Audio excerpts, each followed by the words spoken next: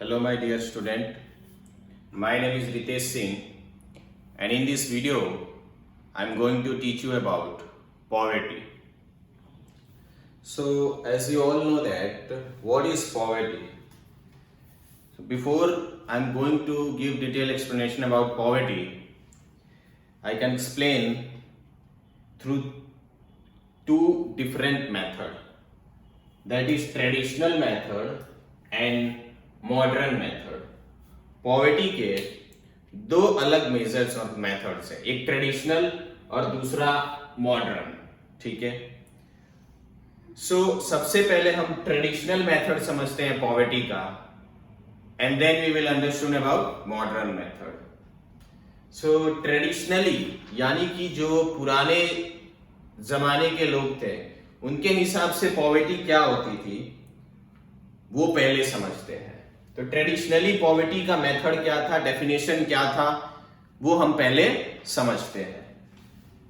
तो poverty which is जज on the basic of income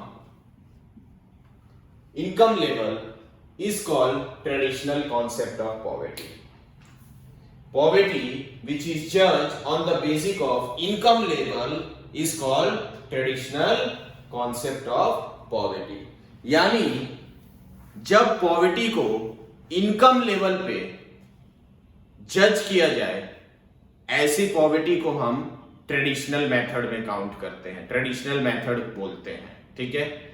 यानी कि मेरी इनकम कितनी होगी, मैं कितना कमा रहा हूं महीने का, ठीक है, उस मेथड को हम ट्रेडिशनल मेथड में गिनते थे. ठीक है. उसपे से एक और चीज निकलती है, वो है पॉवर्टी लाइन. तो पॉवर्टी लाइन का मतलब क्या sir? A certain minimum level of per capita consumption और एक्सपेंडिचर, पर कैपिटा कंजम्पशन और expenditure to fulfil minimum basic need is called poverty line. मतलब एक सर्टेन मिनिमम लेवल होता है. ठीक है.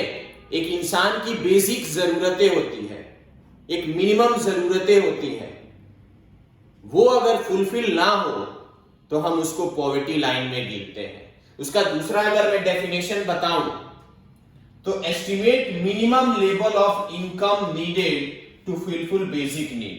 एक minimum level of income to fulfil basic need of human. Okay. अगर वो मिनिमम लेवल ऑफ इनकम नहीं मिलता है और इंसान का बेसिक नीड पूरा नहीं होता है तो उसको हम पॉवर्टी में कंसीडर करते हैं. ठीक है. उसको हम पॉवर्टी में कंसीडर करते हैं. इसको एब्सोल्यूट पॉवर्टी के हिसाब से भी गिना जाता है कि जब भी इंसान की बेसिक रिक्वायरमेंट पूरी नहीं होती, मिनिमम लेवल ऑफ इनकम नहीं मिलता है और उसकी जब बेसिक रिक्वायरमेंट पूरी नहीं होती तो उसको भी हम एब्सोल्यूट में गिनते हैं. तो सर मिनिमम बेसिक नीड क्या होती है इंसान की? तो मिनिमम बेसिक नीड तीन चीजें होती हैं. ठीक है. तीन चीजें होती है जो हर इंसान को एक चाहिए ही चाहिए. पहला फूड, दूसरा क्लोथ एंड तीसरा शेल्टर. यानी कि रोटी, कपड़ा और मकान, ये बेसिक चीज है. अगर इतना भी हमारे पास नहीं होगा, किसी ह्यूमन के पास नहीं होगा तो उसकी बेसिक नीड पूरी नहीं होगी और बेसिक नीड पूरी नहीं होगी तो वो पॉवर्टी में कंसीडर होगा, वो पॉवर्टी पुअर गिना जाएगा. ठीक है. अब इसमें से एक और चीज निकलता है कि सर अगर ये मिनिमम लेवल ऑफ इनकम नहीं होगा तो क्या? तो माय डियर स्टूडेंट, अगर एक इंसान की मिनिमम लेवल ऑफ इनकम नहीं है और अगर उसकी बेसिक नीड पूरी नहीं होती है तो हम उसको बिलो पॉवर्टी लाइन में गिनेंगे. उसको बीपीएल बोलते हैं, बिलो पॉवर्टी लाइन. ठीक है. यानी कि वो गरीबी रेखा के नीचे है. ठीक है.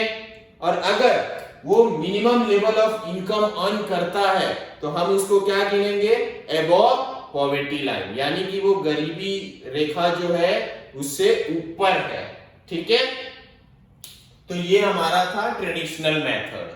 ठीक है। इसके बाद मॉडर्न मेथड ऑफ पॉवर्टी। तो sir modern method of poverty क्या बोलता है?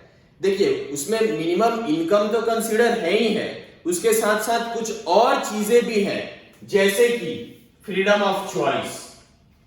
फ्रीडम ऑफ चॉइस ये मॉडर्न मेथड बोलता है, मतलब मुझे क्या करना है, मुझे किस काम में सेटिस्फेक्शन है, क्या काम करने में मजा आता है। जैसे टीचिंग है तो मुझे टीचिंग में मजा आता है, फ्रीडम ऑफ चॉइस। मुझे जो काम करना है, जिस काम के लिए मुझे सेटिस्फेक्शन मिलता है, मैं वो करूं। अगर वो भी मेरे पास करने की आजादी नहीं है, फ्रीडम ऑफ चॉइस भी मेरे पास नहीं है, तो इससे बड़ी गरीबी की बात क्या होगी कि मैं अपने मन का भी नहीं कर सकता। ठीक है। दूसरा, लेवल ऑफ एजुकेशन या एजुकेशन लेवल। जिस देश में एजुकेशन लेवल या लिटरेसी लेवल लो हो, नेचुरल बात है वो देश पॉवर्टी में ही कंसीडर होगी। कम पढ़े लिखे लोग होंगे, ना पढ़े लिखे लोग होंगे, कम एजुकेटेड लोग होंगे, तो काम भी लो लेवल का मिलेगा उनको करने को, कम इनकम मिलेगी। ठीक है, और पॉवर्टी क्रिएट होगी। Now long and healthy life और मॉडर्न मेथड में क्या कंसीडर?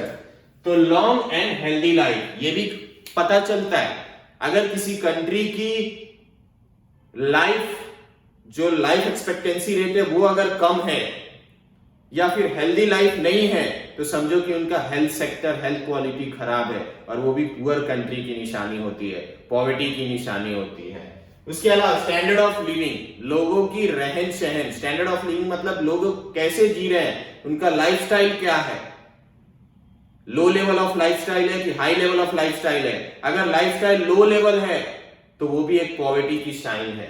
ठीक है, तो उसमें से एक चीज निकला, यहां ध्यान देना ये वाले पॉइंट पे, यूएनडीपी यानी कि यूनाइटेड नेशन डेवलपमेंट प्रोग्राम करके यूनाइटेड नेशन ने एक प्रोग्राम चलाया जिसपे से HDI निकला, ह्यूमन डेवलपमेंट इंडेक्स निकला। ठीक है, और उसी पे से HPI निकला यानी कि ह्यूमन पॉवर्टी इंडेक्स निकला।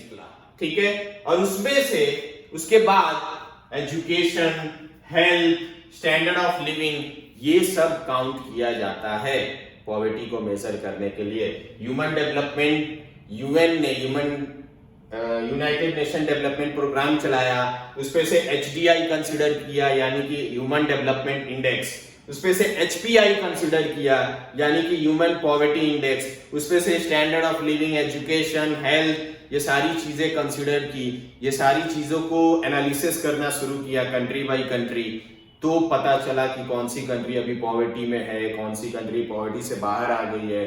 ठीक है, अब मैं आपको कुछ डेटा दूंगा, ठीक है, पॉवर्टी के, एब्सोल्यूट पॉवर्टी के। तो measure of absolute poverty in India, तो आपको बोर्ड पे दिख रहा होगा, यहां देखिए मैंने पॉवर्टी लिया है 2004, 5, 11, 12। ठीक है, रूरल एरिया, अर्बन एरिया। ठीक है, तो रूरल में 2004-5 में 41.8% परसेंट में काउंट होता है। ठीक है, परसेंट में काउंट होता है। तो रूरल में 2004-5 में कितना परसेंट पॉवर्टी था, गरीबी थी, एब्सोल्यूट पॉवर्टी कितनी परसेंट थी? तो अराउंड 41.8%, यानी कि करीब करीब 42% आप बोल सकते हो। ठीक है, और शहरों में, अर्बन एरिया में कितना था? तो 25.7%।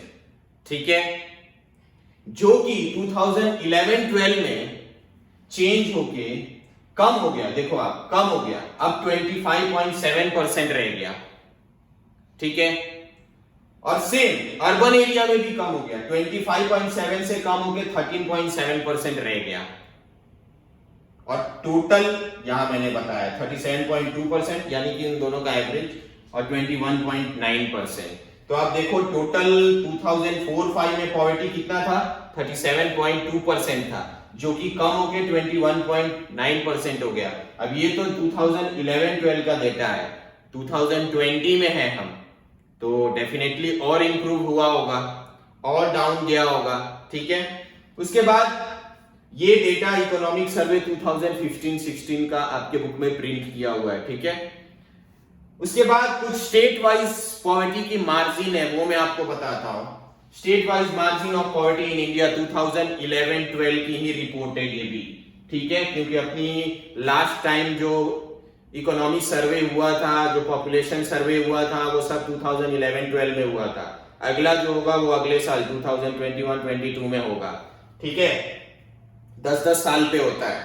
तो स्टेट वाइज पॉपुलेशन, तो percent of population below poverty line and इसका स्टेट, तो 10% और उससे कम कौन से स्टेट में पॉवर्टी था, 10% और उससे कम। तो ऐसे जो स्टेट है वो है गोवा, केरला, हिमाचल यानी हिमाचल प्रदेश, आंध्र प्रदेश, सिक्किम, पंजाब। ये ऐसे स्टेट है जहां 10% से कम, ये एमसीक्यू में पूछता है इसलिए मैं बता रहा हूं, 10% से कम जहां पॉवर्टी था वो ऐसे स्टेट थे।